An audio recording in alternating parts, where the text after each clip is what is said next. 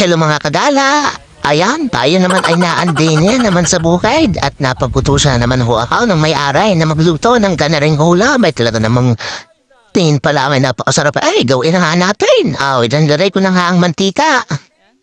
Ayun na nga ako, pahoy nakatayo lang dyan. At syempre, nagluluto tayo.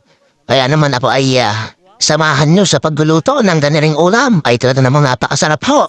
Ariho ay ginataang hipon na may tahong.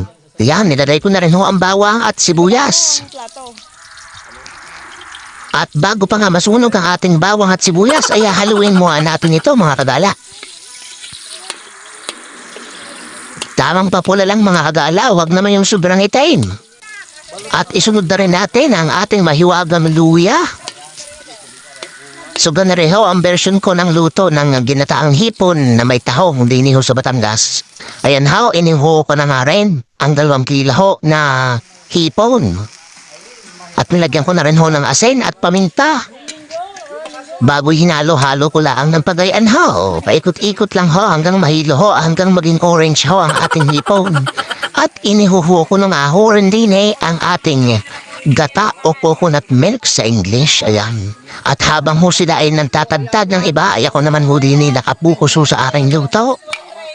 At pagkatapos na nagalay, nilagay ko na rin ho ang siling haba. Ayan ho, nakikita niyo naman, 4 ho na piraso yan na green na sili. At bukod pa dyan, ilalagay na rin natin ang tahong. Aring nga mga kadalay, pabubukahin lamang natin ang tahong para siguradong lutong-luto at baboy haluin na natin. Ilagay na rin natin ang sitaw at ang sinasabing sili pasite.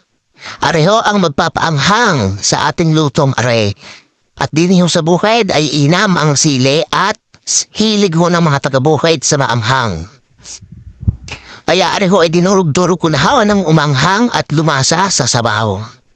Kung napapansin nyo nga mga kadala ay nakahubad na naman ako din at talaga namang maalinsaman ho at talaga na hong mainit ho ang pakiramdam at singaw ng apoy gawa ng luto ho sa kahoy ito. Kaya naman huwag ka nang magdamit kung ikaw naman ho ay naiinitan. At pagpapawisan ka lamang. At pagkatapos nga mga kagalay ating ilalagay na ang ating dahon ng pichay. Ayan ang nagpapasarap sa lutong ganito. Ay talaga namang marami ho ang pitsay na aking nilagay. At ang mga taga-bukid ho ay hilig ho sa bulay. Yan ho, haluin nga lang natin yan mga kadala. At tatakpan lang din natin yan maya-maya. Pabubulakin lang natin yan ng ayos. At pagkatapos nga ho ng 1 taon, nakikita naman. Lutong-luto na ang ating nilulutong ulam na aray. Ayan, at pwede nang iserve at pwede nating ibukod sa lagayan. Ayan, ating ilalagay na nga ho sa kaserula at ating isi-serve na aray sa ating bisita. At tayo naman ay may lulutuin pan iba, kaya naman aking isinali na. So ayun, kung bago lang kayo sa channel namin, please follow Idols Kagala TV. Thank you for watching guys.